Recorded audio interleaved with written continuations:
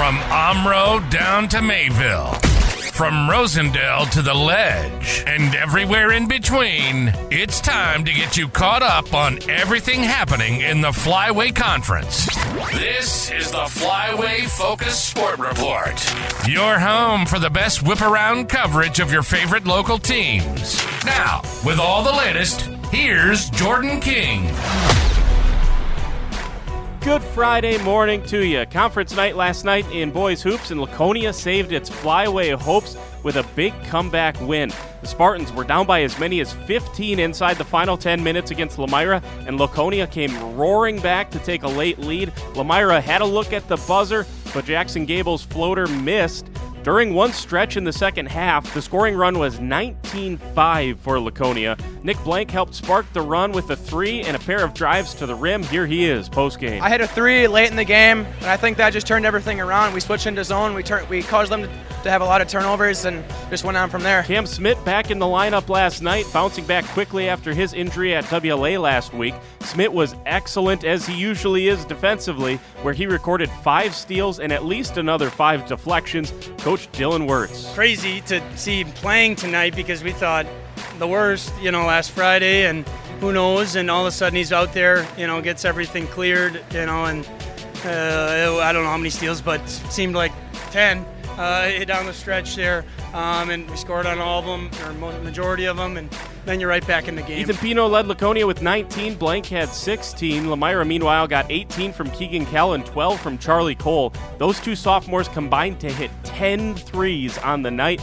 Yet Lemira is still not able to come away with the road win. Coach Dan Damask says their losses this year follow a frustrating trend. We've always had a shot at the rim in against Springs, against Kiel, and Marshall, and now Laconia. Those are all solid teams, but in a few of those we had leads, and we've turned the ball over, and that's an emphasis. I always take full responsibility.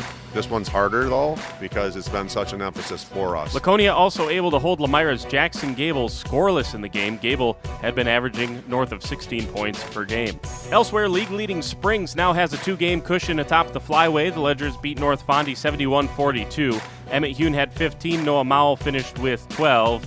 10 different Ledgers scored in the game. Winnebago Lutheran found itself in a dogfight of a first half with Campbell Sport. The Vikings down 2 at half, but they turned it on in the second. WLA runs away with it, 69-40 the final. WLA scored 46 points in the second half. Marcus Christensen and Gannon Schwartz each had 15. Christensen added 8 assists. And finally, Omro got back on track with a tough 75-69 road win at Mayville. No stats from this one.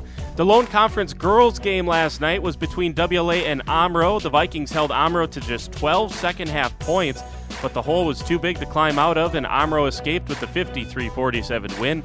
Ava Cook had 23, including a clutch 4 for 4 from the free throw line in the second half. WLA got double-figure outings from Sylvia Sapena, Addie Supernan, and Jill Pino.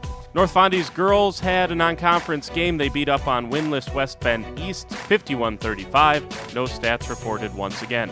WLA and Omro have the night off. The rest of the conference girls teams will play tonight. The big one on paper is between Lemira and Springs. The first time these two met, Josie Christian's floater hung on the rim but wouldn't fall, and Springs escaped with a 1-point road win. Tonight's game on the Ledge at 7. Springs trying to keep some cushion between themselves and third place Omro. Tip times of the other 2 games have been moved to 6. Laconia hosts Campbellsport and North Fondy hosts Mayville. No JV games, so they moved up the start times with impending weather. 2 boys games tonight. WLA and Lemira both have back-to-backs, and both are in tricky non-con situations tonight. Lemira hits the road to play Berlin. That game will tip at 5:45.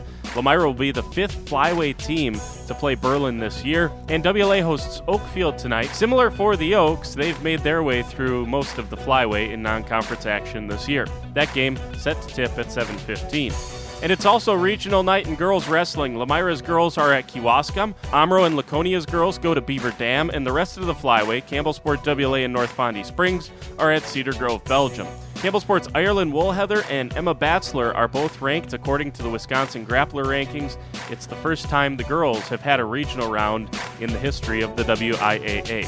And finally, some good hockey games tonight as well. Final tune-up before the playoffs. Fondy hosts top-ranked Spash at 7:30 at the Blue Line. Springs is at Brookfield. Brookfield is ranked second in the state. Springs is also a top 5 team according to the polls.